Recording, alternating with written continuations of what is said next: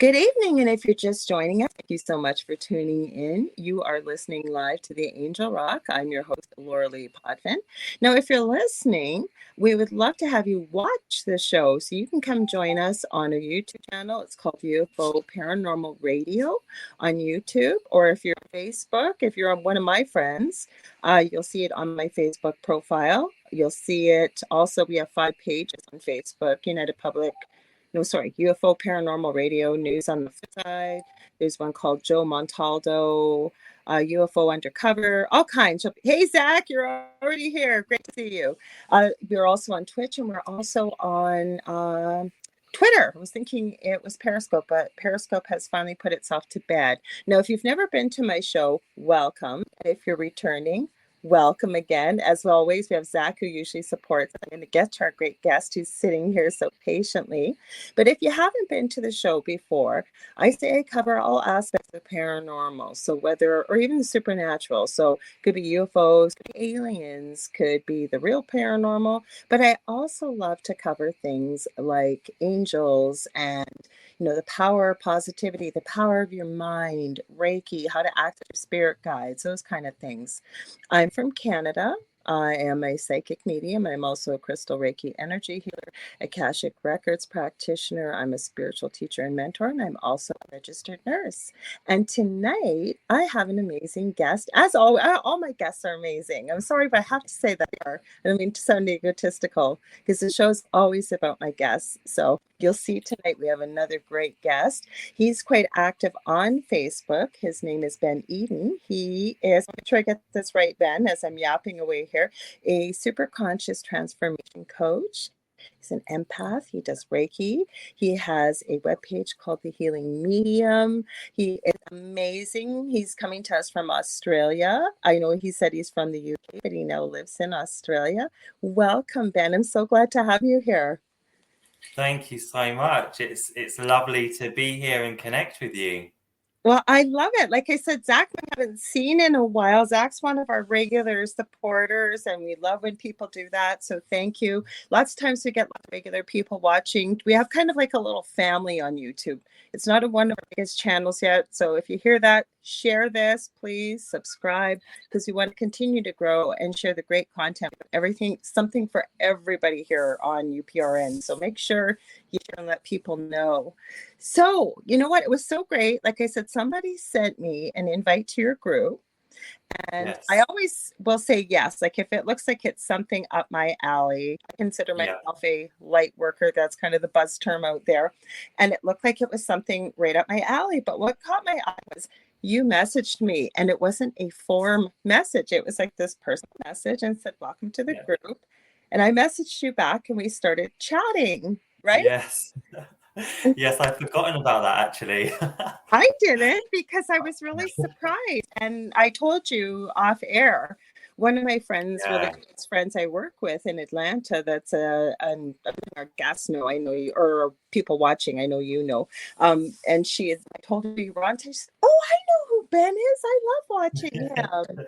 So I, of course, because we know Facebook was down, we know, so was Instagram, WhatsApp, what have you. We didn't get a chance to get your bio, but you mentioned to me, would it be okay if you added this? And it's a super conscious transformation coach. Now, I have an idea what that is, but I'm sure our audience doesn't. So would you mind letting them know what's that? What is that?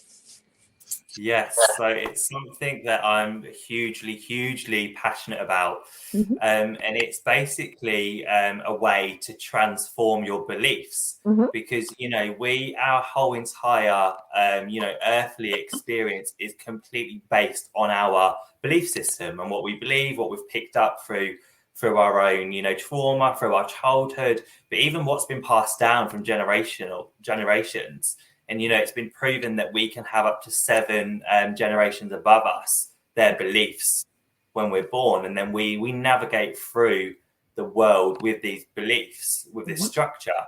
So this can be hugely beneficial if we're given the right structure, if we're given the healthy structure of how to look after ourselves, how to view and communicate with ourselves. But if we're not, and we don't have the best setup, and And lots of the time, it's not because anybody has done anything wrong or our family has given us the wrong structure. It's just that we don't know anything else. And it just goes down the generations. So super conscious transformation coaching is essentially recoding those beliefs. It's identifying what beliefs are running on autopilot, what ones are working against you and stopping you from, taking that next step, from living a life you love ultimately. And we recode the beliefs, eradicate them, and put positive beliefs in there so that works essentially for you and not against you. And then you can move towards your dream life with ease. I love it. Those are all words that just totally resonate with me, because I agree with everything you're saying. We can carry a lot down. What came to mind when you said that parents don't do anything. I do believe all parents do the best that they can, regardless of whether sometimes maybe it's a good job, not such a great job, what have you. Everybody, I worked in the NICU and maternal newborn, and I wasn't a mother yet. And, moms with hormones and everything else. And usually the third day postpartum, if they were still in the hospital, was really difficult. And you'd get these brand new first-time moms crying, saying, "Oh my God, I don't understand this. I've read every single book." And I'd say, that's because the book baby didn't come with instructions. But my whole point with this is it brought to mind the black sheep in the family, right? How many times do we hear this from people that everybody's like a doctor and a lawyer, and then there's always somebody, and it's like, I've met so many of these people that will say, "I'm the black sheep. I'm not successful. I'm not whatever." Yeah. We know that words and what we put out into the universe can also really strengthen that energy, if you will, where you are when we putting out that we're not successful. How does this help someone like this, or what's your thoughts? Does this play into this as well? Yeah, absolutely. So we have three memories that are all working at the exact same time. Now, the first memory we have is our superconscious, which has been here before we were born. It will be with us right up until after this lifetime. It's always there. People may call it different names, but I call it the superconscious. Now, this is always listening. So everything you do, every situation you're in, every time someone says you're not good enough, that you're not clever, every time you tell yourself that, you are communicating with this superconscious. And it's essentially a field of information. So all of the answers to your questions, all of the solutions to your problems are in this field around you. It's already there. And when we communicate, when we say to ourselves, "Oh, I can't do that," or "I'm not good enough," it simply says, "Okay," and it does. It's there to increase your satisfaction and reduce pain. And we serve, I always say, that's what it is, right? Yes. I hear that. I call it your higher self, your subconscious. It's all these things, but you're right. It's always turned on and it's always listening, because people find this so hard to believe. But as human beings, I know we're here to come here and, we have lessons possibly to help enhance our knowledge when it comes to on a soul level and what have you. But we really are supposed to be here and live our best lives, aren't we? Yes, absolutely. 100%. That hears us. And so you say that, right? And sorry, I didn't mean to cut you off. Yeah, I totally agree. And that's what your superconscious is there for, to actually help us and give us that information that we need. But we just don't know how to communicate with it. We don't know how to access this field around us. Basically the highest form of communication is behavior. So that superconscious is watching and listening. And as you behave, as you do things, it then adapts your world around you. And it will depend whether you see, what you see as you navigate through the world. So this is where sort of like the superconscious transformation coaching comes in, because we just recode that and we teach you to be able to really be able to communicate with that field and say, right, well, this is what I want from life. And I feel as well that in my experience and what I've sort of witnessed through my own clients is that we dream so small, like so small. And most people, I would say, what would you love to have? And they'll say, oh, an extra $1,000. We dream so small because of our beliefs and through education and society tells us to be realistic and dream small. So that's what we do. And then we continue to navigate through the world in that way. So let's talk a little bit about that's usually how I start my shows. But you know what? When I knew when people would hear that, they'd say, "Well, what is that? I don't think I've heard that term before." But let's talk about all this because you're a medium as well. And Yeah. so, how did this start for you? Like in like most of us from childhood, or mine kind of turned on mediumship as I got older. It was always there. Just I didn't know how to pay attention to it or what. But I'd love to hear how was it for you growing up and your story behind how you discovered the gift you have that you're sharing with the world. So for me, I, like most mediums, like most spiritual people, I went through a series of traumatic events that seemed to repeat itself, Yeah. cycle after cycle, time after time. And I found that the situation was different, but the trauma, the circumstances around the trauma was the same. And I was Mhm. living in this cycle, and I'd take myself out of one, I'd be back in it, but with a different person or a different situation, and I kept going round in this circle until it sort of like really got really extreme. It was increasing. I was in more situations, and then this is where my spiritual awakening occurred. Okay. And it made me go inwards. It made me really look, what is this world we're living in? Is this what I'm born to just go through this trauma and just keep going through that? Is this really what the world is about? So I really went inwards. I went for a huge transformative healing journey myself to be able to really heal from all of the trauma that I had faced. And then when I came through the other side, during that process, I started connecting with spirit without realizing it. Just turned on for me. And then when I came through the other side, I was like, okay, so now I've got myself into a good place. I want to help people that was just like me, Mhm. where before I was able to go through that journey, because I, and lots of people probably can resonate with the fact that I was lost. I was like, how do I get out of this cycle? What do I do? How do I change my life? So I was like, right, this is now my life path to help those lost people Oh, and really, empower themselves and see that inner power they've got within themselves. that's what I was thinking too, and I think we talked about this when we first connected that, I know very few people in this field that we're in that have not had a very trauma-filled life. It has not been easy. You end up with pretty well everything on your plate.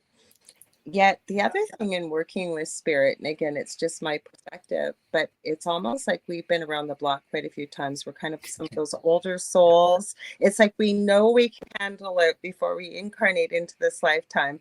But once you Yes. find out when you awaken, I am sure I know I have, I know many people have. It's like, seriously, like, did you really think I needed all of this stuff, right? Yeah, absolutely. And it's definitely, a training ground. Like when I look at the situations that I went through, Mhm. it was a training ground, because what happens is the clients that I attract are the ones who have been through or are going through what I did. Mhm. So it was this training ground for me. Sorry, go ahead, hun. Oh, hi, Eric. Welcome. We've had Eric before, so welcome, Eric. So glad to have you here. I apologize, Ben. I forgot to tell you before we go live. I know Zach knows this. I don't know if it's with me being up in Canada and we're broadcasting from New Orleans or what, Yeah. and you're in Australia, but I always have a bit of a delay. So it'll seem like there's a pause. So if I accidentally talk over you, I apologize. Yeah, that's okay. Almost seems in this line of work that the stuff that you've experienced in your lifetime and come out on the other side. And again, we all want to help others, especially when you've been through what you've been through. I mean, that's what this whole field is about, right? Getting people to Yeah. recognize the incredible, amazing potential we have as human beings, too, that we've been Yes. told is never possible. So let's talk Yeah. a little bit about that, because I think this is an important point. Because I don't know about you, but I'm meeting a lot of people that are very lost right now. They're not sure where to go. There's a lot of fear. But you said Yeah. people dream really small. You are so right about that.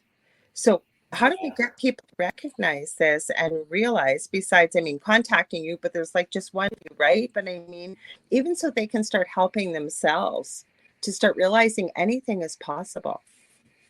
Yeah, absolutely. And this is an area that I basically will have and will dedicate the rest of my life to helping people gain awareness on this, because we live life through this society that we're in, through our education, through our family and genetics as well, where we believe, we are born, we go to school, we go to work, 9 to 5, we come home, go on holiday 2 weeks a year, and that's it, and that's our life until we die.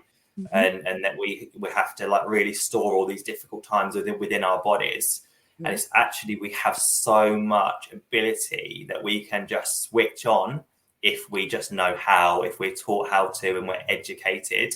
And then you can just start, really seeing life for what it is, that we are these spiritual beings with really strong abilities to create whatever we want.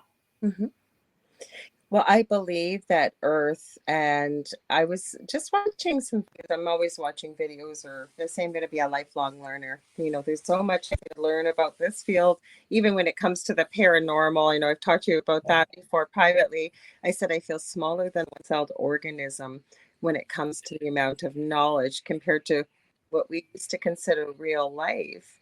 And, so are you comfortable? I always am careful asking people with their programs, because this is the way you make your living. You hear people say, well, if you have this gift, you should be sharing it, if it comes from the creator. And it's like, we live in a planet where money is the currency, how we live. It would be great to walk into a grocery store and say, all those fruit and vegetables came from the creator, so they should be free. And this came from, you know what I'm saying? So some people are comfortable, but what kind of tools could people expect, if you're comfortable sharing a bit about that, when they're working with you, that help make these kind of transformations for people? Yeah, absolutely. So essentially where we start is right back at the beginning. Okay. So our first point is really identifying what are the limiting beliefs, because many people don't realize that it's a limiting belief. Yeah. They don't realize, and it's not until they say something and then I'll catch them saying it, and then we can challenge that and be like, okay, so where is the evidence on this that that's true about you? So a really big one that I get a lot is people say, well, I'm not clever enough to do that. Like, I'm not intelligent enough to be able to just be that, to just go for it. Yeah. And when you really look into it, it stems from, childhood, where there's been a situation where somebody has said that, and that subconscious has said, okay, and it's taken it in, and now that's formed your beliefs that stops you going for anything outside of that sort of, cycle. So we really go into strip it back to the beginning, and we go into these limiting beliefs and we recode them. And some people, people have huge, massive boulders in their superconscious. So you have to strip these down one at a time, and we have to continue to recode them. So I communicate directly with your superconscious. Okay. And I have a conversation with your superconscious. And I basically integrate all of the parts of your personality that have split off because you have been in a traumatic event.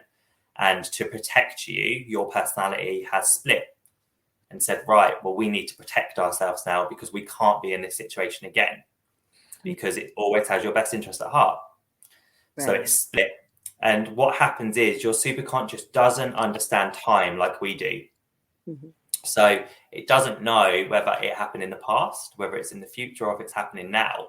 Right. So when you have a trigger, what will happen is you will hear a word, or it might just be the energy or a situation or a place, even a smell. And your superconscious recognizes that with your trauma. Okay. So it wakes up and panics and says, oh my God, we're being, traumatized now. So I need to protect ourselves. So this is where this, fight and flight or freeze mode comes from. Okay. And it thinks it's happening now. And that's when you get that emotional trigger where you just need to get out of the situation, or you need to protect yourself and say, no, I'm not going to do this. So I have a conversation with that and say, it's okay, we're not going through that now. And I join that part back to your main personality. Then recode and remove the belief that was formed based on the trauma. What an incredible gift you have, because I'm sure, like you say, most of us would say, well, no, we can't do that. Well, I always say, though, too, that we have natural born gifted singers, musicians, some people are leaders, athletes, whatever, right? But it doesn't mean that we can't learn a new skill. It almost sounds like this was your gift, your aptitude. Like, this is something really powerful. I'll be very honest with you. Speaking to so many people, I'm the first person, you're the first person. Sorry, my brain's not working tonight. You're the first person I have talked to that has this process, and what an incredible process. Now, do you teach people how to do this, or like do you mentor people, or how does that? I've got so many questions because you know what? I don't do a lot of research about because I like to have just a conversation. I'm actually curious, and I love to ask a lot of questions. So, how does like teach I love it. people how to help So other what people? happens is I hold a private group separate from the one that you're part of, Mhm. and within that group, what happens is I do 2 recodes, super conscious recodes for everybody in the group a week. So I walk people through this sort of like format of the week where we can understand, right, what is it you're going for? What's your goal? What you're looking to create? Could just be, I would like to be confident. Lots of people just want to create that. Or it Mhm. could be something like, actually, I want a promotion, or I want to, I want to start my own business. I want a successful business. So we never problem solve in this sort of like recoding. It's always working on recoding where we need to go, and we focus about getting in that place. And I do 2 live recodes as a group every single week. So people will come along with their goal, and then I'll recode the limiting beliefs for them. And then they can go through the week with ease and without this resistance, without feeling not good enough, without feeling, they're not clever enough, or they can't just be it. So we start the week that way, and then we end the week that way as well. So we've got a good start and a good end. And then within that group as well, I'm live all throughout the week, providing support. And that's really just one part of it, because I also have many processes to recode family trauma. You Interesting. see, because we carry it. We carry our mum's trauma when our mum had to go through a difficult time in her 20s. We're holding that in our bodies. Oh yeah, for sure. And you know what you said that the personality splits. And somebody maybe popping into this and hearing this and saying, yeah, right. Well, you even look at it used to be called split personality disorder. I think it's called dissociative personality disorder now, Yeah. where a child has been through so much trauma that they literally have multiple personalities where they don't remember, might Yeah. take over, another might take over. It's a real thing. It really is. Have you worked Yeah. with somebody like that? Obviously, I would never ask you any confidentiality issues or not, but I mean details. But I'm wondering, like, would you be able to help somebody like that? I think there's a lady in Australia. I seen a video. I think she's got over 150. She calls them alters. Have you ever worked with somebody like that? I haven't worked with anyone who has like a severe personality sort of disorder, just because it sort of borders on the realm of needing a doctor Yes, to be able to really understand the deep levels of it. Mhm. So yeah, I usually leave it to the doctors. I hope that didn't sound like a loaded question. Like I said, my brain's going over here. Like I'm thinking the nurse and me and the whole. I'm just thinking, oh my, because a lot of them don't have a lot of success. But I hear what you're saying. You're respecting that they need to go through, especially if they've been diagnosed by a medical professional. Yeah, That would make sense because for myself being a nurse, I also forget to. I'm a medical intuitive, but I tell people too.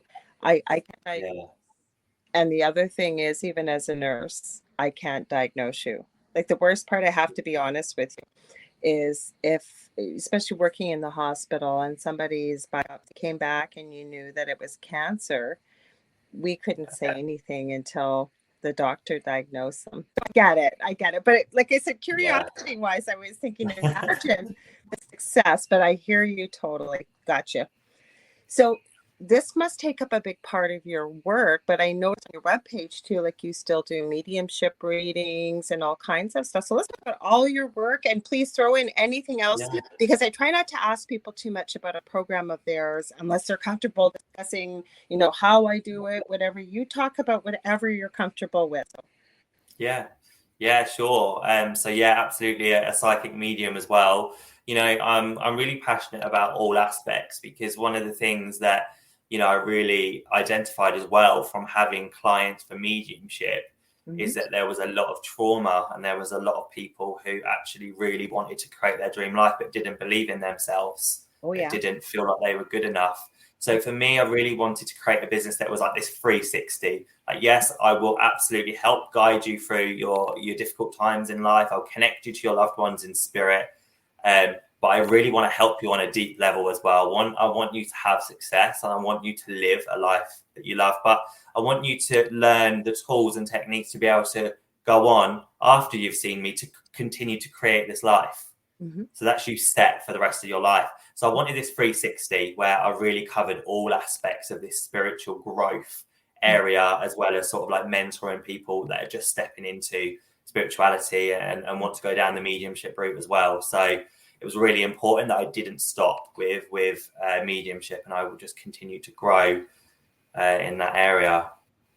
I hear you, because like you said, like I'm seeing right now, I'm actually putting this together. It's probably the first time I'm going to talk about this on the air. And maybe hitting by how busy you are, though. There's quite a few light workers that we all come across in our field, doesn't matter what field you're in.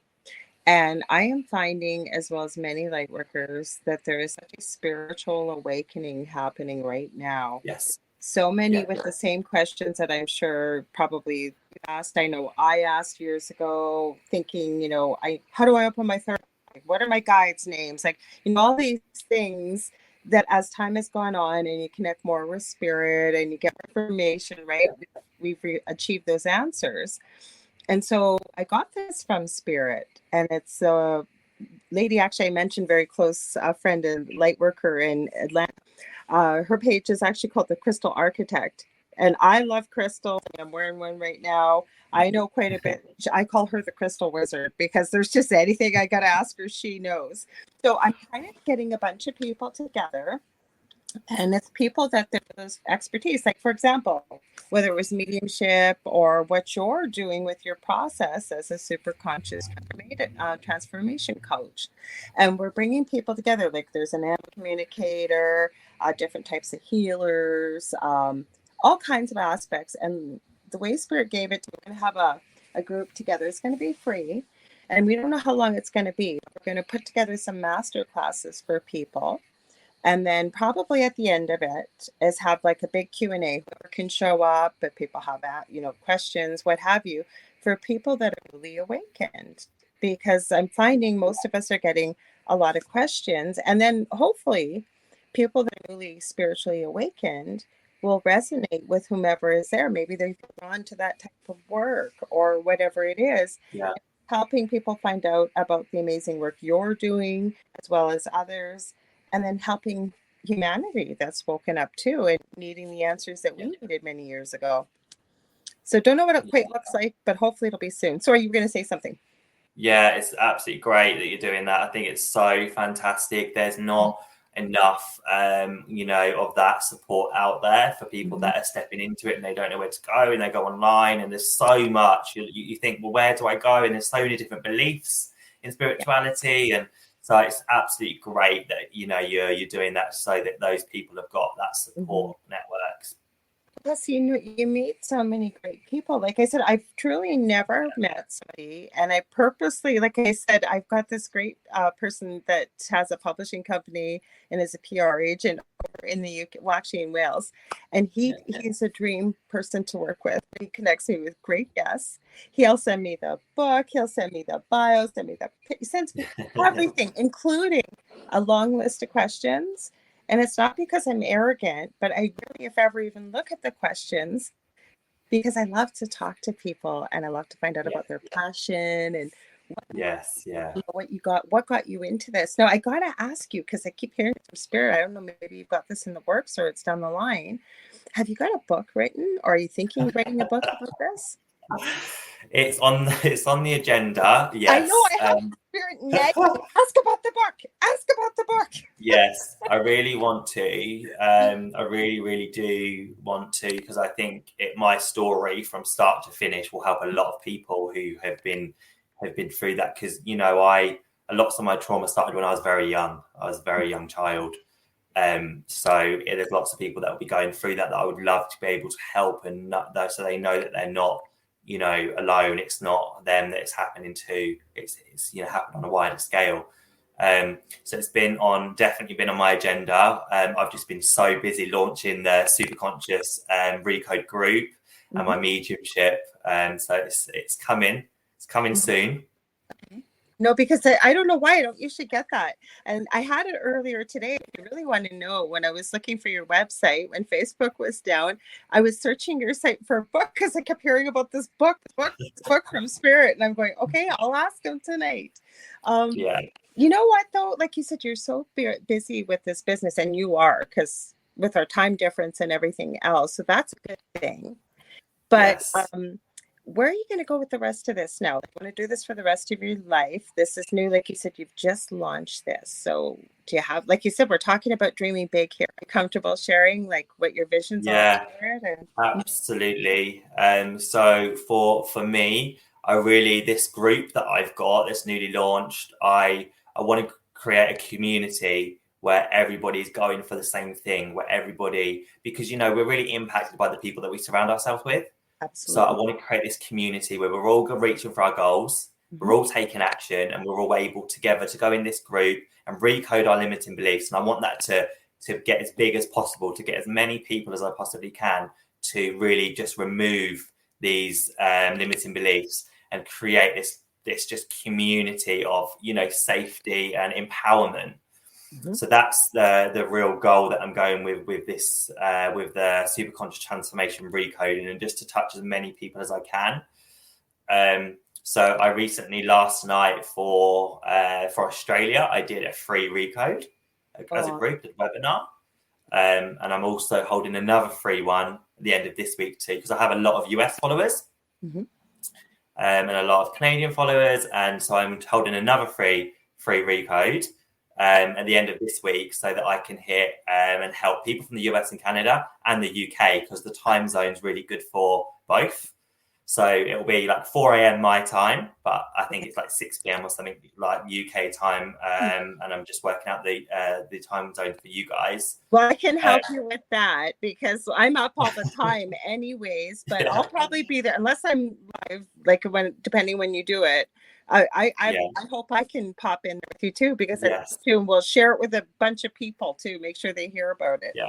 I would love you to be there. So I will release some information. My social media manager and I were planning it all today so that we can really hit as many people. Because it's an instant shift. There's no waiting. So you do the recode and it's there. You feel it. Sometimes you do other healing modalities and you're sort of waiting for that next step, that door to open. But here, right on the webinar, you'll feel it.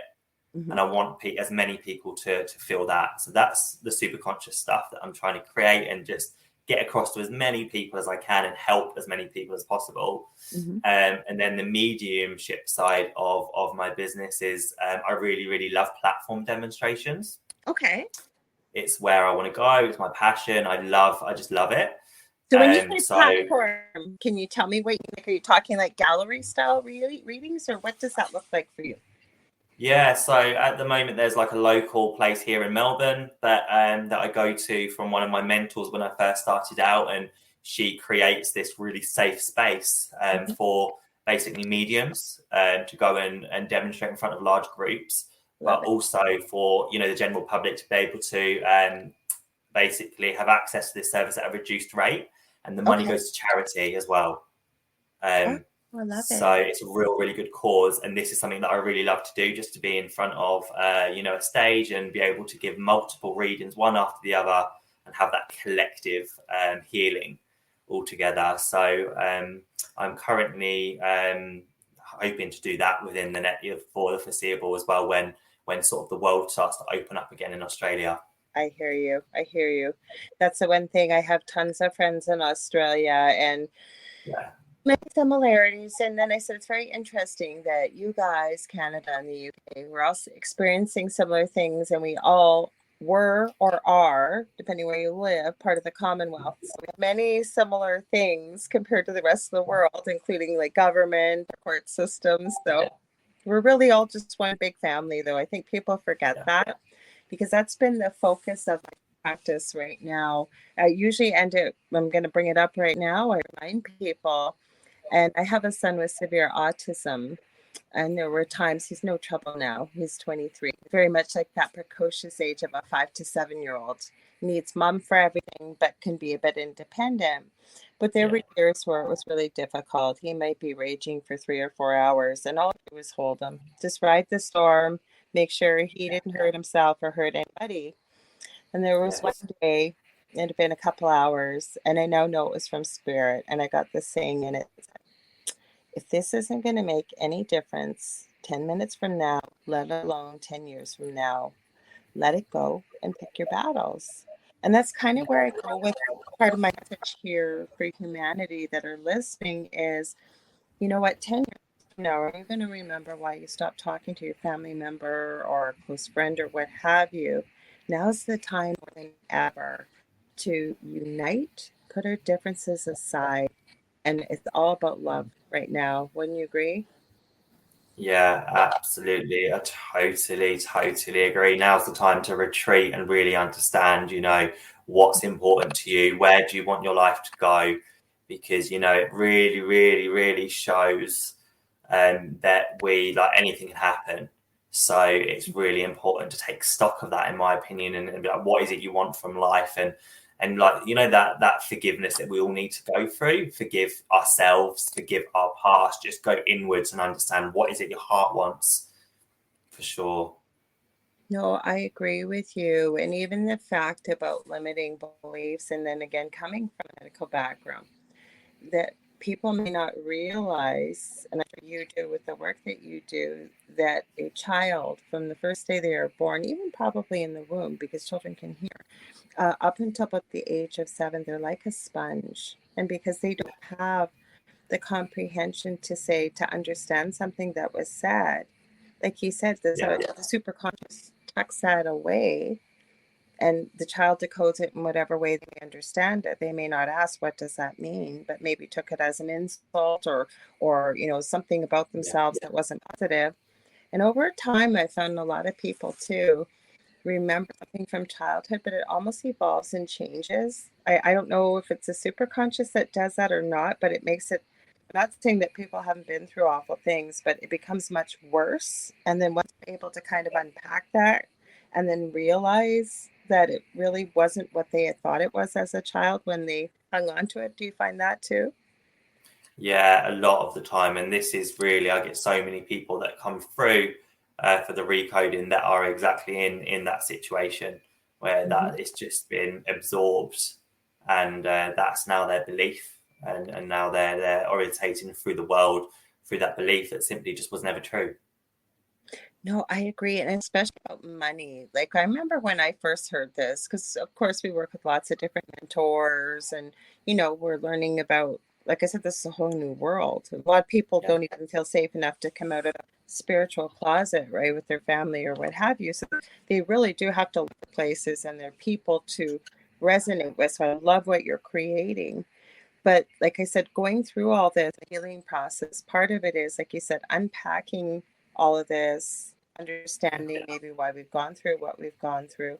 But I think the hardest thing for all people, myself included, and there's days, is learning about self-love and yeah. self-forgiveness. Yeah, I totally agree. And one of the things that we really look at in the group is what identity you are operating with. And one of the things that can happen when we don't have that self-love is it will reinforce an identity that doesn't work for us. It works against us. So, for example, somebody will have a goal that they want to go for, and they start moving towards the goal. And to start with, it's okay. They start to, they get some success, and then bang, it hits them. The resistance comes in, the feeling of, I'm not good enough, I'm not worthy, I don't deserve this, I don't know how to do it, I'm not clever enough. Self-sabotage too, like procrastination, and name it. Procrastination, and all of this is your identity, because that's the identity that you're living by. So what we do typically is we drop down and say, well, actually what we need to do then is heal, because we are broken. Now this is a really difficult one, because if we embody that too much, what happens is we're sending a silent signal to our superconscious that we're broken and that we need fixing. So we begin to move through the world with this identity. So everything you do is about, I need to fix myself. I need to fix myself. So it's harder to swing through to your goal because that's how you're operating from. And if you're broken, it means you're not going to move towards your goal. So it's really about changing that round. I like that because, I'm thinking about all the different healing modalities that may try and recode, if you will, using your terminology. And I don't think any of them that I've ever come across would really get down to the heart of the matter. Like you said, I think that's so important when you said identity. And I was just going to say, would you mind giving us an example? I understand what you're saying, but like I said, for people that this is new to, and you did. And that makes so much sense. And we see this, like, it's always so much easier, though, to see something from the outside looking inwards. And I say that even with somebody, even in our own field, like this is really incredible that you came to this realization. And again, you don't want anybody else to ever have to go through what you went through. But I think that's the hardest thing for ourselves. And it doesn't matter whether it's spirituality or anything, is holding that mirror up to our faces and seeing, because everything's a message. For example, I always say, if you've got a pet peeve or there's just somebody you can't stand, you don't know why, they just rub you the wrong way, that bears taking that and unpacking, right? Yeah, There's a message in. absolutely. I Mm-hmm. totally agree with that. I Mm-hmm. feel that, as an example, I'll give myself as an example. So Okay. because I've been through trauma, I tried every single healing modality you can think of. You name it, I tried it because I was thinking, right, I really need to get through this trauma. And what all of that really did was it reinforced this identity within me that I'm broken, that I am my trauma.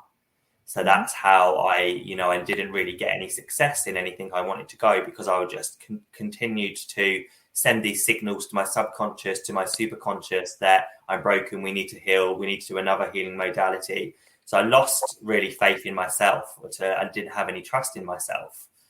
And it was only when I flipped this identity and stopped focusing so much on I need to heal myself, I need to fix myself. It was only then that I was able to completely feel like I am enough to be able to just be what I want to be. And when you have that feeling, that's when you just attract your dream life to you. Mm-hmm. Yeah, because you hear a lot of people that'll say, well, I'm even going to back that up. Working in palliative care, and I also I almost didn't take the job. I went from the hospital and worked out in the community, and I worked in one of the most dangerous parts of our city. And I really almost didn't go. I mean, I was on my own. I went into my office every 2 weeks. Nobody had a clue where I was. I ended up buying a cell phone. I had one of those big honking cell phones that first came out because I needed something for safety. I just Yeah. asked a friend the other night that I am so grateful for those opportunities because I learned more about humanity, about how sometimes culture can play a role, how important communication is, and so many things about that. But my whole point is working in palliative care. I'm actually writing a book about it, but you met so many people that towards the end of life, and the main regrets that always came through were, I wish I told the people around me how much they meant to me, how much I love them. I wish I had not thought about when I lose that 20 pounds, I'm going to do this, then I'm going to be happy. Or when I retire and I have enough money, then I'm going to travel. Or, there was always regrets about things they hadn't done because it was mainly about, I kept putting my dreams off until it was finally the right time. And Yeah. are you seeing some of this with people? Like, obviously, it sounds like you're able to the people that come to you, though. Hopefully, they won't have those kind of regrets because they realize, as human beings, we're all entitled to a beautiful, wonderful, amazing life, and go out and grab those dreams and don't dream too small, right? Yeah, this is it. Yeah, there's some people, like the people typically will come through that be part of my group or will come to the recodes Mm-hmm. who have just always lived their life feeling like they're not enough, so they don't know any different. They've lost all they've ever known, so they live through their life. So when I recode and show them there's a different way to live, it's huge. It's a huge change for them because they've just never lived like it. They've never, had that confidence to go for the goals or to even attempt it. So it really shifts like a huge, resistance in their energy field. I got you. So if somebody say, well, I guess probably anybody could benefit from this, but what would be sort of something, say somebody's listening to this and they're thinking, well, this sounds really interesting though, but do I have self-limiting beliefs, or is this something that could help me? What's ways people might be able to identify? It's kind of like you said yourself, when you were able to step out of that identity and realize that you're not broken. Is there anything you can give to people for advice, like even to seek you out or seek out your group? I guess this is something I could use. Yeah, so the biggest way to identify whether you have a limiting belief to achieving your goal is, firstly, if you don't have it, if it's not already in your life, then there is a belief somewhere that is stopping you from having it. Because if you believed completely that it was possible, you'd already have it. It would already be here. But secondly, if you tune into that emotion of your dream life, and if you just take a few minutes to really, really visualize what that would look like and tune into your own energy field, it will give you a sort of response. And people have this strong resistance of, I cannot, that is not possible. And that's when you start to understand, okay, so what could these beliefs be? Mm-hmm. And then if you really unpack that, it will be, you don't deserve it, or you're not worthy, or you can't have it. So that's a really easy way, firstly, to identify, okay, I've got some limiting beliefs. Maybe I don't know exactly what they are, but there's something we can recode here to just completely remove. And for people that are looking to have the recode, they can head over to my group, where I've got all of my information there, and my website as well. Well, feel free to tell people in case when you mentioned your group before, I was saying I should get Ben to tell people, because sometimes people pop in, right? We listen to a podcast, we get busy, and we come back to. So feel free to mention what the name is. I know I'm going to give you time at the end, but feel free to mention it now. So my group is, my Facebook group is Ben Eden, the Healing Medium. So if you search for that, you'll be able to find it. It's where I do loads of free live reading, psychic and mediumship, and lots of healing content as well. And my website is benedenthehealingmedium.com/home. And that's where you can find all about my services and the recoding. I love it. That's awesome. So what is a day like for you then? Because I know how busy you are. I don't tell people everything, but I mean, with your business, because you're pretty busy with this. So there's a lot of people starting to learn about this. So what is a typical day like? Are there special practices that you do to kind of prepare for this? Or how does it work for you? So most of my day, I allocate sort of different chunks of my day for different things. So I sort of group it up, because obviously I've got all the different services that I do from the psychic and mediumship. So I typically will have the first part of my day will be the superconscious recoding. And then the second part of the day will be where I do sort of like my psychic and mediumship within, really within in my group. But it's really important within that, because I am so busy, to have that time to look after myself and say, some days I say, actually, I'm going to have today off. Good. I'm going to sleep, or I want to meditate, or I want to do yoga, and I'll just take that morning off. Mm-hmm. Which is something that's taken me a long time to understand, being an empath, that typical empath burnout that we all get. It's taken me a number of years to learn to listen and trust my body. But I'm so connected with spirit that they just tell me. Sometimes they'll just say, you need to rest. I'm like, okay, I'm going to have the day off. No, I love it. This happens often though. I'll connect with someone that's intuitive on this show, and I somehow knew you were going to say yoga. I don't know if you're close to the ocean, because I keep this vision of ocean around you. We didn't talk about this before, guys. We didn't. I kind of, I think that's so important. I really, for example, try to instill this with my own boys. I have 2 boys. And there were days, and I had both of them, even with the younger one with their autism, he's very intuitive. He's very tuned in energetically. And my eldest has really got powerful gifts as an empath. He's a classic empath. And there'd be days where, you know what, the anxiety was through the roof. And I just say, you know what, we're having a day off today. What do you guys want to do? And because we're not taught that as children even. And I thought that's so important to realize. And I think you touched on an important nerve there. That exactly, we're taught like you go to work 9 to 5, you go whether you're on your, and I don't mean literally, your deathbed, and you go to work and you need to be responsible instead of realizing maybe you're just really tired and mentally, physically, emotionally, sensory, what it could be anything, but you need a day off, right?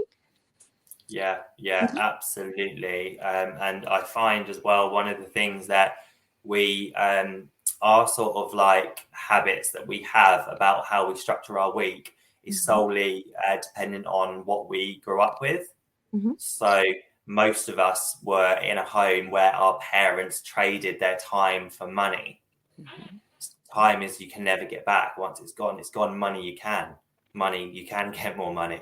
And we're taught this. What happens is we start to build businesses, or we start to navigate or create a world where we do exactly that.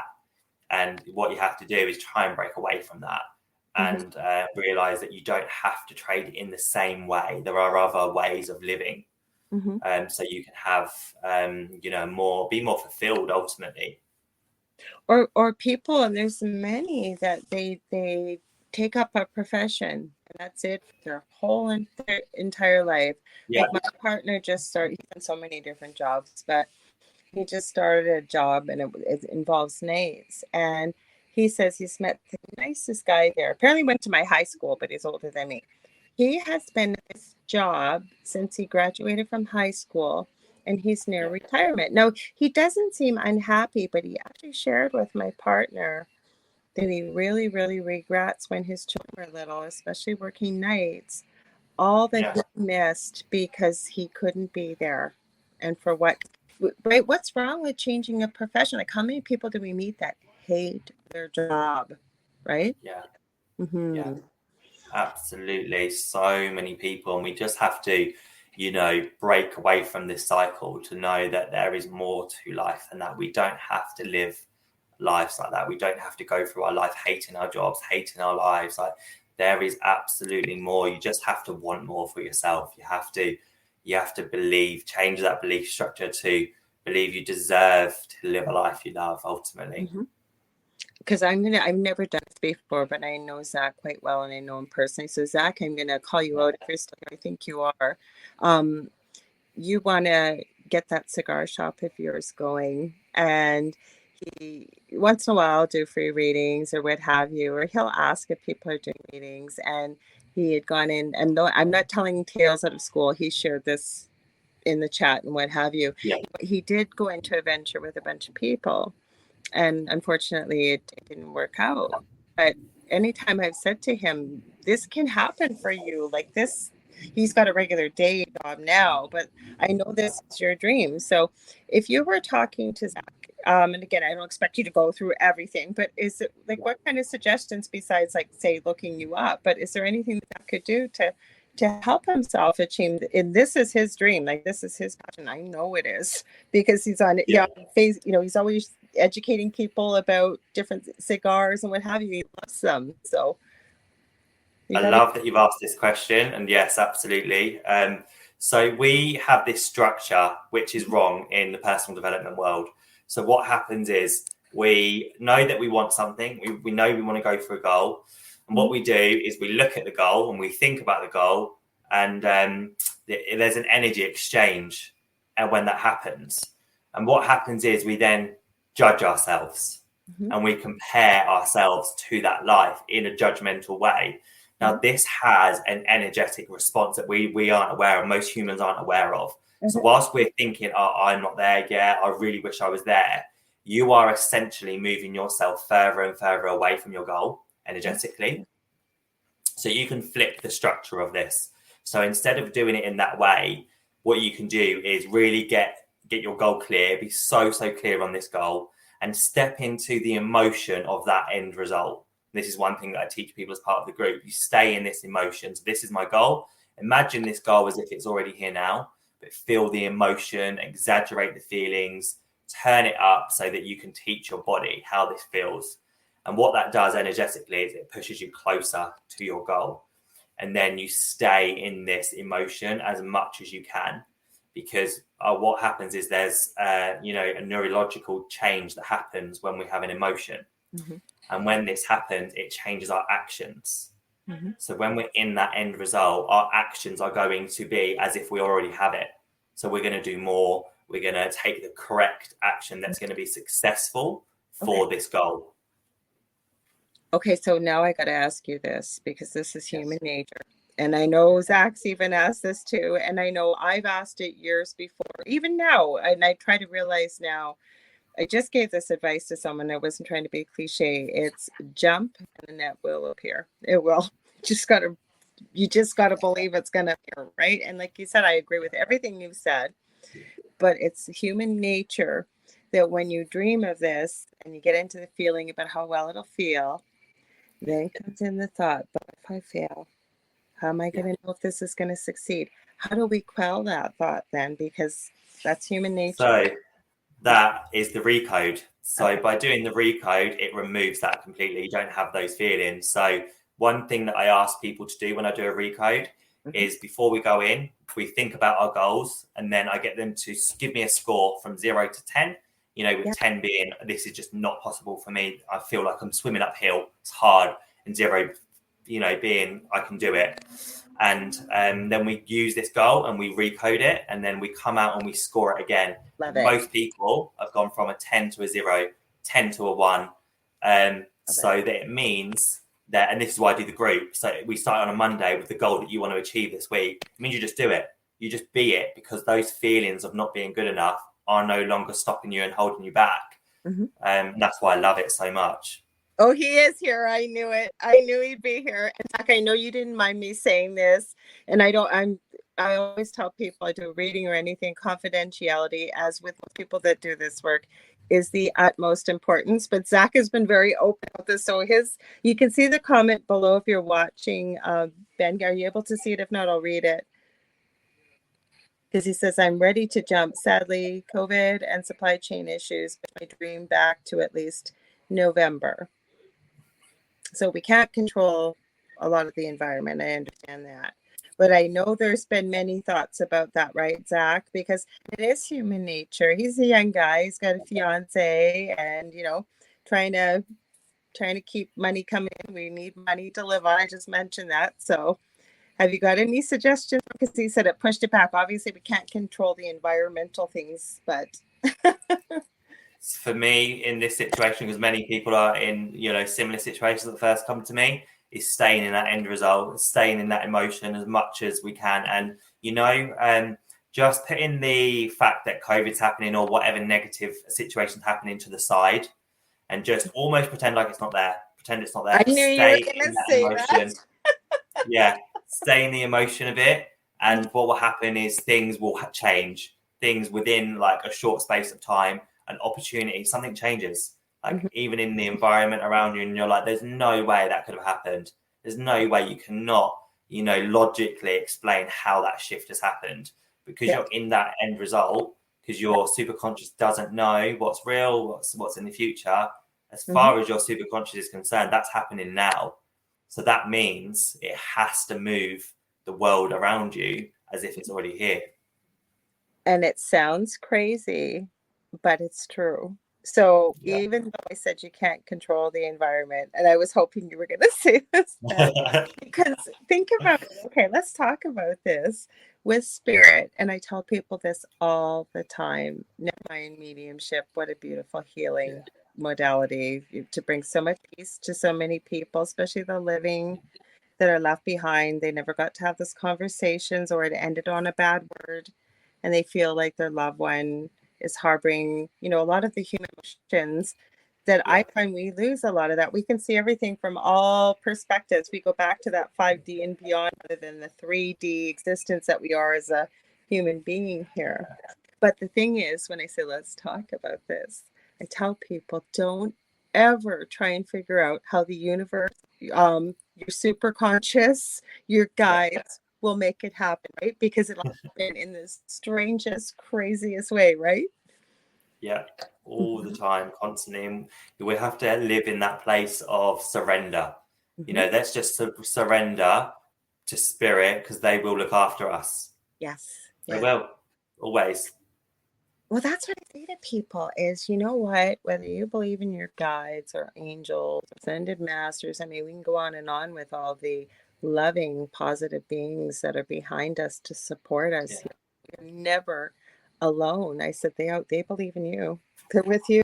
And it's so hard to wrap your head around it, I guess, if you haven't been taught to think that way. I always say if I live long enough one day, or I plan on it, that we raise children right from birth to believe yeah, these things, to understand it, their potential.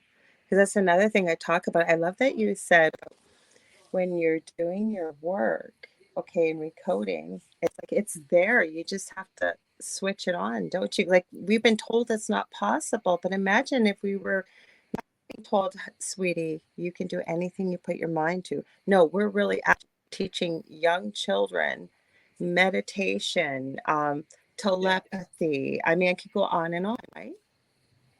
Yeah, yeah, absolutely. And the most extraordinary things that can happen once we know. I mean, just take remote viewing as an Oh, yes, example. yes. We can remote view anywhere that we want, and Mhm. we just don't know that. So if that's possible, what else could be possible that we're just unaware of, that our human brains right now, based on our society, doesn't understand because we've never been taught? It's so funny that you brought up remote viewing because I've had this argument. You met Joe. I usually give Joe a shout out on the network, and I said, well, I love the owner of UPRN. He used to produce us. We know how to produce our own shows now.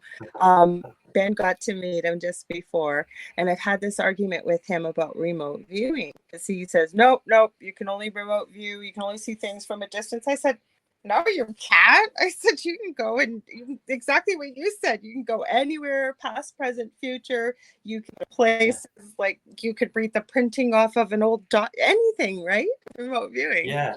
Mm-hmm. Absolutely, anywhere. And I use this on so many different levels. I use it in my mediumship a lot Mm-hmm. as well. So I was in a reading the other day, and I basically was taken there. I was taken to the place that the communicator was, and I was looking around, and it sort of did go into a bit of first person mediumship as well, where I was looking out of the eyes of the spirit Ooh, communicator, mm-hmm. seeing their house, seeing where they were. Mm-hmm. And that can be used on through psychic levels, but and the mediumship side as well. And Mm-hmm. do you think that's huge to be able to do that? But that's what my whole point is. And like I said, I love to get into, I should say, lively discussions. They're never arguments. We really are like one big family here with all our hosts. Like we really do. Yeah, All of us really like each other, get along well. And, that's just it. When you've been taught that it's only one thing and that's the only yeah, way. I think with anything, especially right now, one of these questions, and it's not a sin to ask it, is why? Why? Explain that to me, or please lead me to some information where I can understand it more. It's not being confrontational, because like you said, look what happened with you from a first person perspective, to be able yeah, to possibly experience, like you said, or however it went. I know you don't want to give too much information. For example, and I'm very honest with people. I tell them mediumship is one of my newer gifts that has come in over the last few years. And I found, and again, this was a limiting belief, but I think that spirit has shown me otherwise, because yeah, I believed, I went on a show, and I've just been new to this, and it's a good friend of mine, but people call in and there's so many, they wanted something like every 30 seconds, 30 seconds, 30 seconds. For me, like I kind of got to connect and, get a little bit more. And it was very stressful for me. So I realized after that, best way this works for me is with a picture. I can see the person's face and, you know, the most recent before they passed. And I'm going to bring this into a meditation before I do a reading, what have you. Okay. Well, what's been happening lately? and it's hilarious in a way, kind of. But it's cool because it taught me that no, I was limiting that belief. Yeah. Is that I was on another show. It was called Inside the Mind of Psychic, and we all gave away a prize. We all gave away a reading. John, if you're listening, I haven't forgot your plate. I'm making him a resin crystal charging plate with crystals inside, the electrons tube and stuff. And with the heat and everything, the resin just wasn't the way I wanted it. Anyways, he finally decided to collect on his reading. And I won't give away too many details. And John isn't really his name, by the way. He'll know what I'm talking about. He'll probably hear this. Anyways, I woke up that morning and we hadn't planned to do a mediumship reading. There's a lady at the end of my bed. I said, hello, like in spirit. And it kept feeling like a mother energy. And one of the biggest things for me with mediumship, because I'm so clairvoyant and I speak 3 languages, but with mediumship, it's like a different country for me. I don't know if it's like that for you, but sometimes it's like symbols. Now I'm getting goosebumps. Sometimes it's smells. Sometimes I see them and hear them. It just depends. I don't know. Do you find that yourself, or do you always hear them? Mine is a mixture. I mentor with a guy called Charlie Kelly from the UK. Okay. I'm not sure if you ever heard of him, but he's absolutely incredible, and he's changed my opinion on mediumship. Has he? Because he's made me realize that whatever we experience is down to us and our awareness and where we put our awareness. And so for example, I used to always say, I'm clairvoyant, like my main clair is clairvoyance. Yeah. And he used to say to me, because that's what you believe. Yes. That's what you believe. And I used to think, yeah, you're right, because that's my thing, beliefs.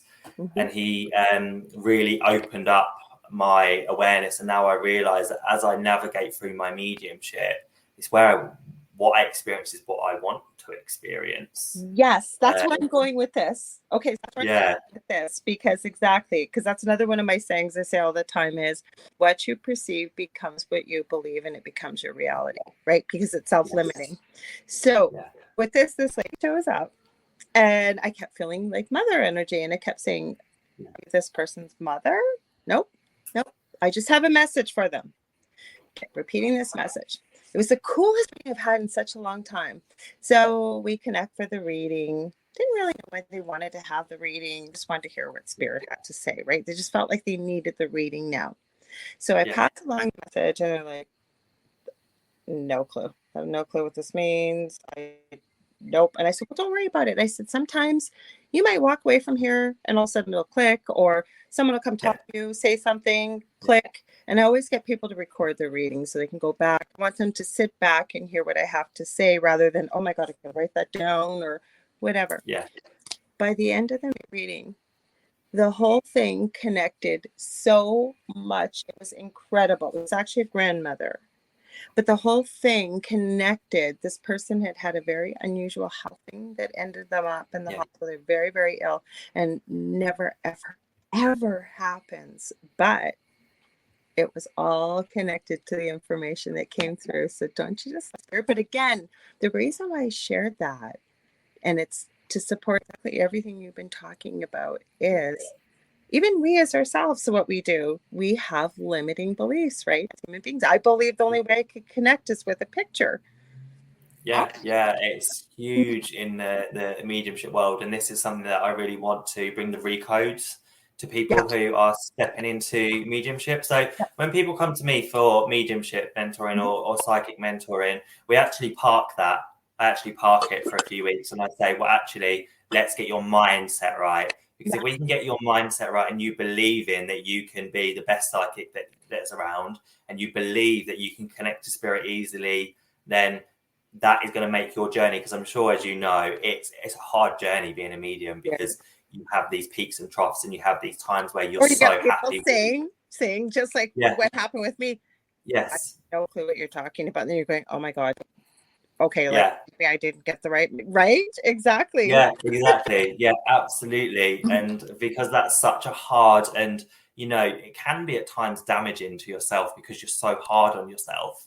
Mm-hmm. I park that and say, right, we're going to recode your mind. We're going to remove your limiting beliefs so that when you go into that, that practice or that mentoring or whatever we decide to do, you've got the foundations right and you haven't got this backwards and forwards section. Yeah. I think that is number one importance, what you just said, especially for somebody that is looking into this kind of work. Because even talking about healing work, whether you're an artist, a musician, it's not just being an energetic healer or a physical healer or what, but let's just talk about this work of spirituality, right? Being a medium or a psychic or what have you. All we really have until you've just mentioned the line of work that you do is evidential proof.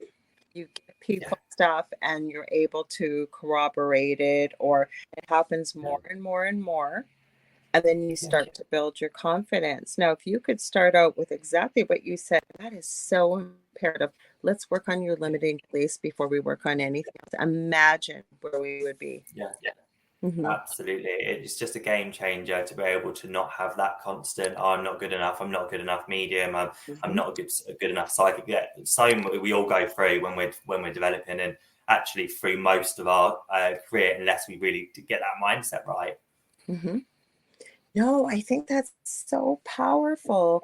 Like, I had people ask me before, well, when do you know you can call yourself a psychic? Or when do you know when I'm good enough to call myself a medium? Or, well, part of that, until I've talked with you, and I've said to people, because I do believe in the power of the mind, and I've said to them, what we start out there, even everything's energy, right? So once we speak it and we keep speaking it, the part of our brain which we think runs everything, and it doesn't. It's, I guess, the operating system, and the superconscious is the computer, is that it starts to hear it and it starts to believe it, right? But there's a whole step we could step right there, just to the classes and the courses that you're running or working with you, and realizing that it can be, those beliefs can be removed, right? Or disbeliefs. Absolutely. For sure it can. And I agree with the point that you just said 100% about, and one of the things I teach in my group as well is that you have to actually be it before you see it in your life. Mm-hmm. Okay, you have to be it. So to link into that point that you said, for those people who when can I be a medium? Well, just be one. Go in, like wherever you can in your week. If it's like a free reading for a friend, if it's whatever you feel like, as long as you're pushing through that comfort zone, just be it. And then you'll see that their world will really open up for you because you're already it.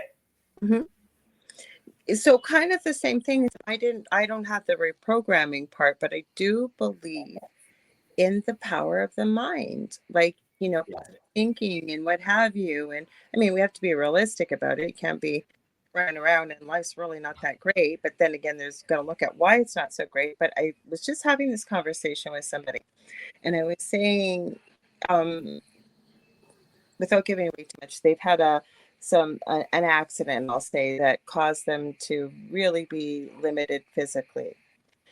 And really, really getting into the story and sharing and going on. And I said, part of that is, hey, Shady D, glad you're here. Welcome. She's one of our regular people too. You're meeting Ben Eden. You'll have to go back and listen to the beginning. We've had an interesting conversation. So hi, Shady.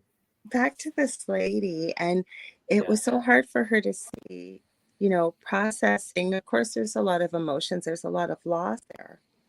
But the way that we tell our story, and if we keep living that story over and over, how more deeply ingrained it becomes. And that's what I was trying to say to this person was, and I don't know if I'm wording it properly. And again, but get that out of your head, that there's other ways we can express it. The more we hang on to it, if you know what I'm saying. Like, do you work with a lot of people that have these issues, like say chronic pain or? Yeah, absolutely. And I really love working with people who have, this sort of issues within their life, because you can heal it. You can live a life that's full of health and vitality, no matter what condition that you have. But like you said, what we do is we there's a part of us that likes to be a victim. Whether people like to know that or feel that, it's true. We like to be a victim as humans, and there's a part of our personality that wakes up, and it serves us at times. It serves us to be that sort of person. But what happens is when you shift your reality to no longer embodying the identity, like you said, and embodying an identity of being so healthy and vital, the most incredible things can happen. As an example, there was one guy who was mostly blind who can now see completely. I love He's got complete eyesight because he stopped being the victim of being blind, and he started embodying, okay, I can see, and he stepped into that end result of emotion, and his whole focus was, I can see. Lo and behold, within I think it was within a year of just really focusing on that, he had cured it, and now he can see, no glasses or anything. And it can happen, and that's what I've said to people, that any of the things that you've been told are not curable or it's impossible. And I even brought up, like, in the future, there's going to be things like, say, for example, med beds. But do you really need a med bed when you're talking about, we have all the power right here? And I don't mean it from an ego point. I mean about, like you said, shifting your reality and your belief systems. Yeah, I totally agree. And again, it's even the fact of us sort of like living until a certain age is also in our belief system. And if you look at trends in sort of like when people do pass, and if you look at their families, it's very similar ages, because it's their belief system that's what they believe they will die around that age. So that's what happens. I'm going to give you an example. He's been on the show many times. He's a good friend of mine. Do you know Augie Nost at all? No. Okay. Him and Nori Love, Shady B knows them. He has a free meditation, it's called the Mastermind. And it's on Sundays for 2 hours, right? And they focus on, he believes that when you have more than one mind focused on something, create a mastermind. And it's, say, 10 people in a room, you harness the power of 100. But my whole point is, I remember having this conversation with him privately, and he said, do you know who won the Nobel Peace Prize in 2009? I said, no, should I? And he goes, yeah.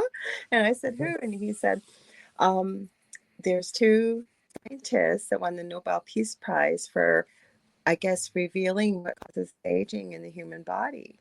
And he said that should have been known across the world. I said, I agree. So he believes, he doesn't believe in death. He said he does not believe in death. He does not believe he's going to die. And so there's pictures, and I know him well enough, he would never lie about this. He shifted the color of his hair from gray to dark brown. And he talks about the, human beings over in China that have lived, I think he said, when he was on my show last, it was verified. I think the poor man got hit by a bus or something, but he was like 220 something years old. So I followed that story. Yeah, so that's what we're saying right now, right? Like, exactly, because of the limiting beliefs, right? Yeah, absolutely. There are a few documented cases actually of people have actually been able to survive for around about that age. And also I think as well there was one where the person died at 250 or something around there, and they found out at a later date that he actually lied about his age and he was older. Oh wow, really? He's actually older than that. So there's so many cases, but again, it's all down to that belief system that we have. We've always been told, for as long as we've existed, that the average expectancy is we're going to probably die anywhere between about 80 and 90. So that's what happens. Or as human beings, so centuries ago, we lived much longer, did we not? I know they're finding like historical digs and things like that, right? We lived much longer than that, did we not? Yeah, much longer. There's so much that's being uncovered like over the last few years, and I'm seeing a massive sort of uprising in it, in new information being found, and information that was found but was withheld and things. So it's really interesting to follow that journey. I know. I love finding things like that, and then you'll see archaeological digs of all kinds of like giants, and so I always say nothing's possible. Like, don't get me wrong, it's like really, really, really. It's got to be pretty crazy though for me not to at least, if something resonates with me, look into it further. It's not like I'm gullible, like, oh my God, yeah, that's got to be true.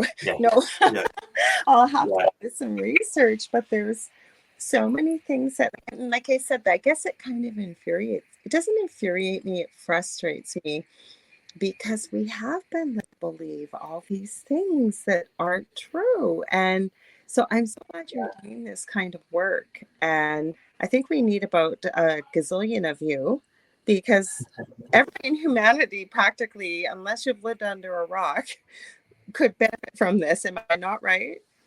Absolutely, everyone, and no matter where you are in your development, you can always get better and achieve more. So, and this is really what I love about it. It doesn't matter where you are, what you're trying to achieve. One person's biggest goal could be health, another person's could be to be a millionaire, and it works across all levels. So I guess, how do we get people to realize that we dream too small? Because, you all hear it. Like, for example, I want to dream, I really want to, maybe you really want to manifest, or however you want to dream of it, or what you want to be a billionaire. Then you hear things back from your parents, right? Money doesn't grow on trees. Yes, biggest one that everyone was told as a child. It's and one of the most detrimental ones to your financial situation. Yeah. Or you're selfish to be asking for stuff like that. That's far too much to be asking for, or whatever it might be, right? And we do hear these things, or I can't begin to tell you how many people that you end up unraveling this to childhood. And again, it's no fault on a parent, but what they may have heard, children are meant to be seen and not heard. That's another thing too, isn't it?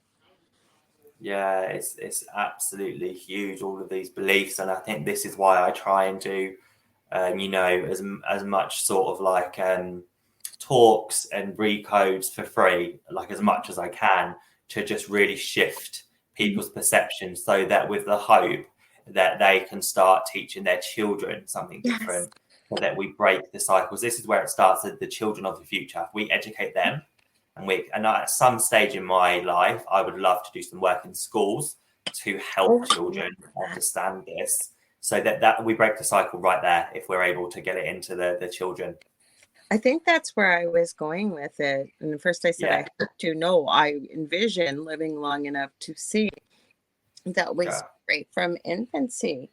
Now, this would be, again, re-educating parents. And like I said, when I mentioned earlier, working in the maternal newborn ward and saying to a parent, doesn't matter if you've read every book, the baby didn't read the book. But even, making that part of education for parents, because it's true, you can read every book on the planet, and you don't know what kind of baby you're going to get. But if this isn't really a book, this would be tools, right? Like things that we would help, that would come naturally eventually after a couple generations if we've been raised this way, I would think. It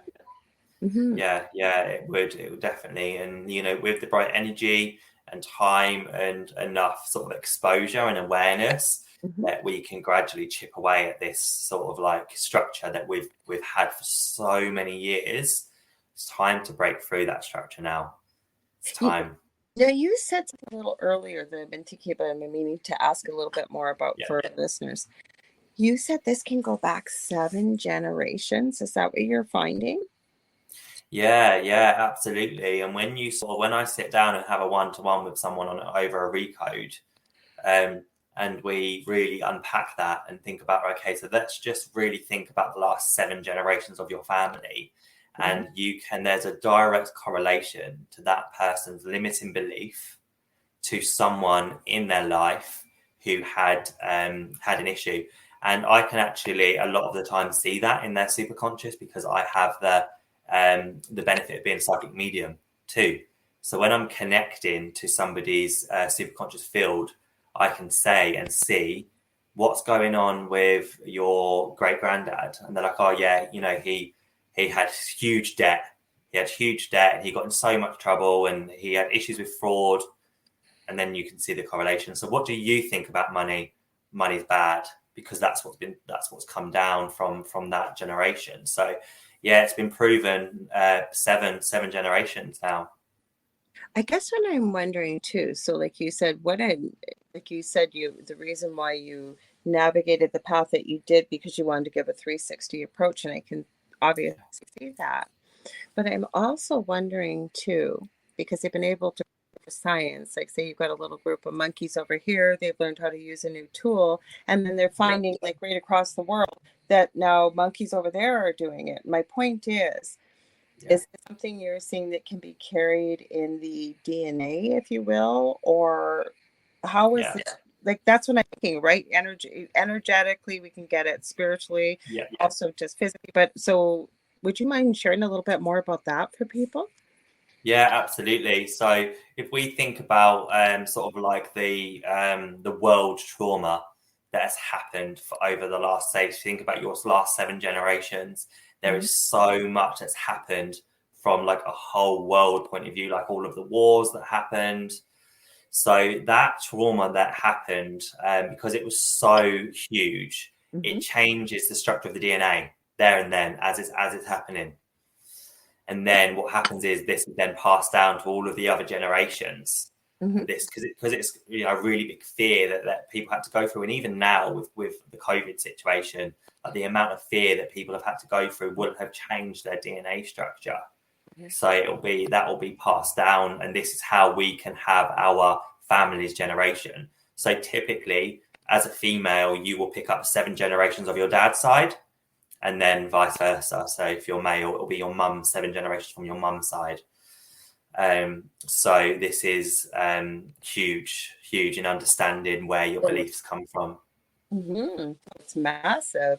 And again, I think the biggest thing that people don't realize is a lot of people have beliefs that they don't even realize are beliefs. And then, like you said, to work with you, especially one-on-one, and you start to unpack it, and then you went, holy cow, yeah, I do believe that. Or even maybe don't even realize you believe it, but as you say it, something your body will always tell you, right? Like it'll always tell you. And that's why I always say it's so important that you'll get people, again, self-limiting belief, but to have quiet time and actually turn off your brain and sit in the quiet, just breathing. That's meditation, right? But so many people get so up on, well, I can never quiet my brain. It just doesn't happen. I just can't do it. So we can even really oversimplify and say if you tell yourself that long enough, it's going to happen, right?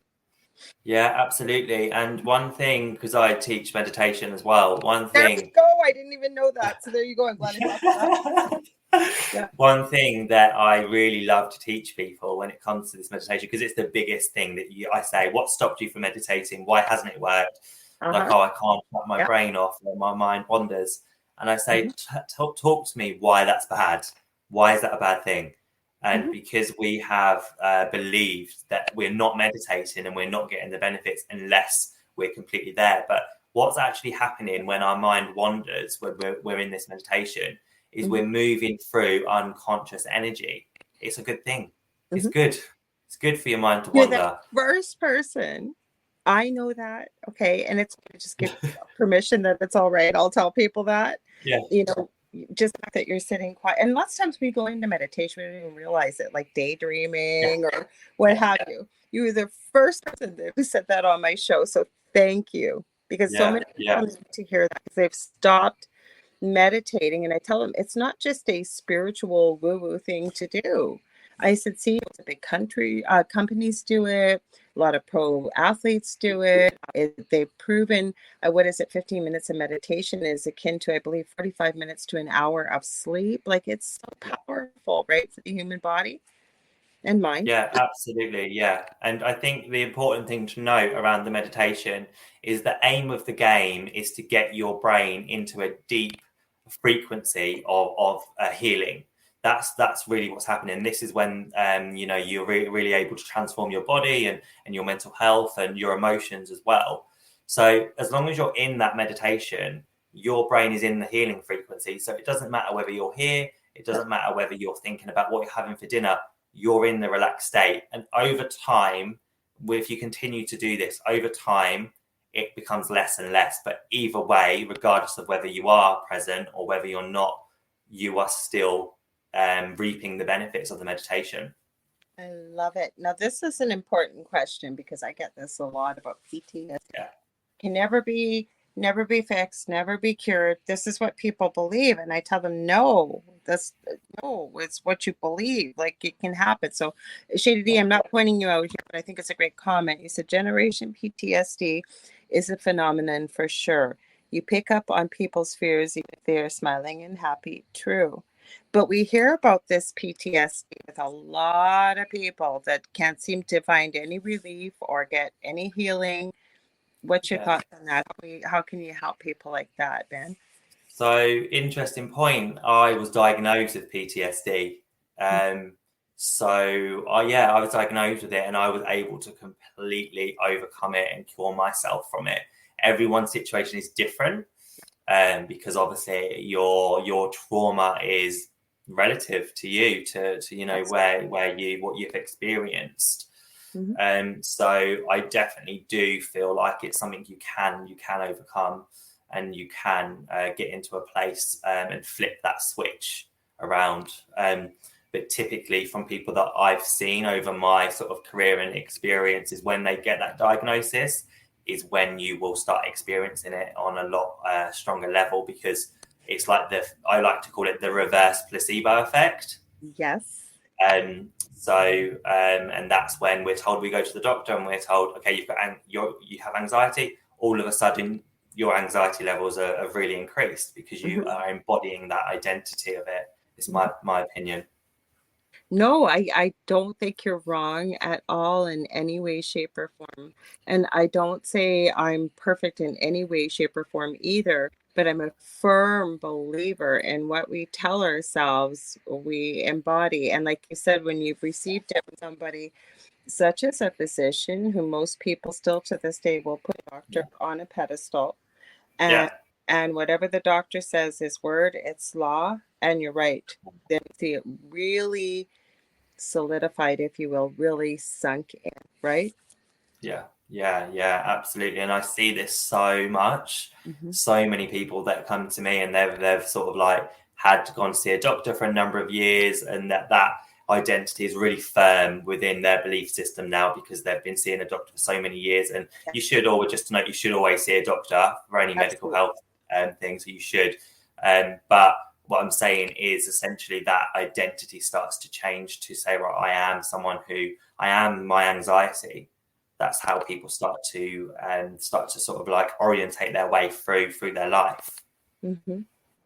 I just love this. We're almost out of time. We have like 2 minutes. I could talk to you for no way. I told you that was going to happen, right? It just goes by so quick. Yes. I loved having you on here. Is there anything else you want to tell people before I tell people where to find, or you tell them where to find you and stuff? But did we miss? I didn't even know about the meditation. So good thing that came up, that you teach people how to meditate. Is there anything we missed or you want to share besides that? We'll make sure they find out about your books and stuff, but anything in your practice? I think it's all covered. I think I just really want to be able to help as many people as possible from, my own experiences, and being able to rip through the many limiting beliefs that I had. Like my life is now dedicated to helping people find that inner power within them. And I really want to bring this to as many people as possible. And it's why I do a number of free recodes, as much as I can, so that people can see that shift instantly. That's wonderful. I'm going to be sending lots of people your way, even lots of people that are newly awakened or what have you. Yeah, definitely. So after I talk to you after this, I probably won't be right after this, but possibly tomorrow. And I'll make sure I tell people that I get to know, and I love the work that they're doing.